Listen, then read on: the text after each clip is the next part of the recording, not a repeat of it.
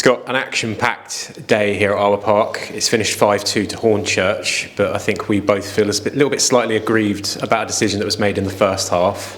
I'll let you speak about that in a moment, but just your thoughts on the overall performance, I guess, before the big decision that was made.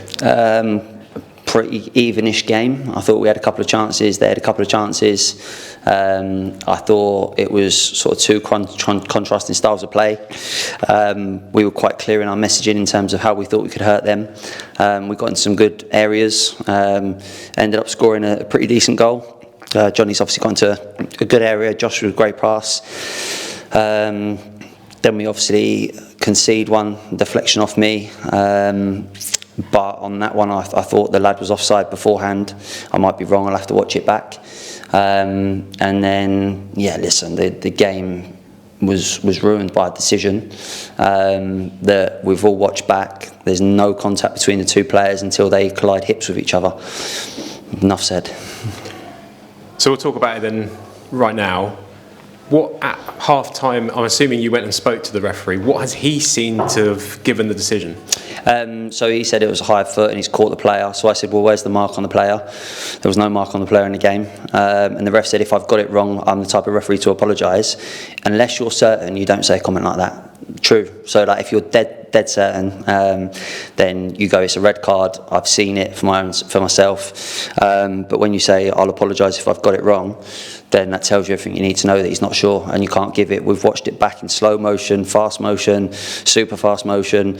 The ball goes past both players. There's no contact. They turn into each other and Peter's hip hits Charlie Peagram's hip. And then he goes down and red card's issued. So that will be rescinded, I'm sure. It has to be because it's not fair on Peter. It wasn't fair on the game and it was completely ruined. The second half, even though we went 2-1 up, it was backs against the wall, and it's a tough day against the league leaders who have got some fantastic players. They've got a top manager.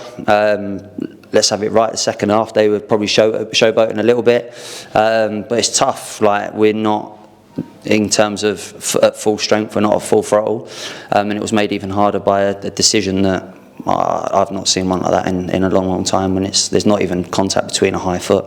It's two hips that collide. We've got footage from this stand. Hopefully the footage from the other stand will show that as well, but I'll be shocked if that doesn't get rescinded. So then 1-1 at half-time with 10 men. You made the decision to make a triple change at half-time. Just go over those decisions. Yeah, we just wanted to sort of go with three workmen in the middle. So Brian obviously came on, wanted to go with two up top, so we had sort of an out ball and just didn't invite pressure the whole half. It looks like a master stroke when you go 2-1 up, but we actually had a couple of other decent chances as well, which probably on another day you need to take against a really good side like Hornchurch. And then the goals we conceded set piece, we're probably the smallest team in England today, is the truth. So we knew that we were going to be vulnerable to that. And then there's obviously a flick and a head from Charlie Ruff. I actually thought he came on and pretty much changed the game. I thought he was excellent. I'll always give people credit when they do well on the opposition or the referee or whatever, but yeah, today we were up against it. I think it's just ruined the day. I fancied us today in terms of being at home against the league leaders, nothing to lose, but we didn't get a chance to have a go at it, and that's the disappointing thing. You've already mentioned the fact that we are light on numbers. If Peter Ojemen's red card isn't rescinded, but hopefully it will be, where does that sort of leave us at this point going into next week's FA Cup tie? Yeah, listen, I thought Balu come on and did pretty well, but we are very, very young. The team that probably finished the game today, I'd hate to think how young that team was. I'm not going to go through it all, but there's probably 5 lads on the pitch that are 19 years old. So it does show. Even Tuesday night, I didn't realise until after the game, there's 10 lads that have been in the academy. Some of them a little bit grown up now with people like Roffy and Victor. But we've got a massive, massive game next Saturday. It's even bigger than after today's result. We need to make sure we get through it. But we are down to the bare bones. I said the other night we're not going to use it as an excuse, and we won't. It gives opportunity to other people, but you do miss the experience, especially in the second half today with days like that.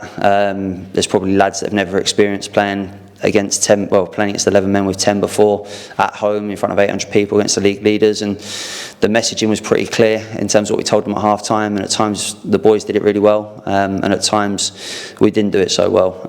Victor, I thought, was brilliant for Ruben's goal, and he's taken it very, very well, but yeah, listen, I knew there was a long way to go in the game still. I think, what was that, 65, 70 minutes maybe.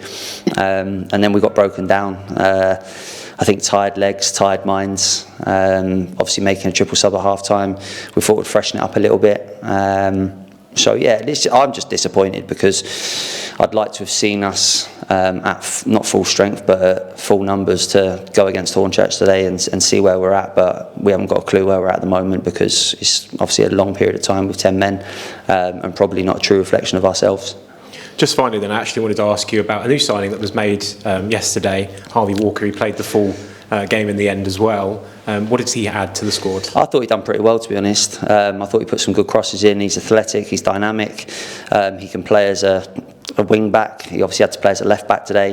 He can play as a winger. So it's that versatility that we crave. It's nice to have that versatility as well because obviously it covers a few different areas and positions on a pitch. So with Tyrese being out, just another left footer. I was looking at the other night in terms of Tarek's done very well at times on the left, but when we get into the final third and maybe the final ball, we just need someone that's going to be on their strongest foot. So I think we'll probably see the best of Harvey going forward. I think he's going to get fitter, he's going to get stronger, hopefully sharper, and I think you can see what he's going to bring to the team. I think there was a run that he went on in the first half where the ball's just gone out of play.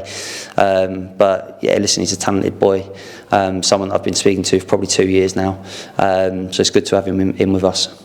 Commiserations on the result today, Scott, and we'll see you for FA Cup action next week at Bedford Sports. Cheers, Con, thank you.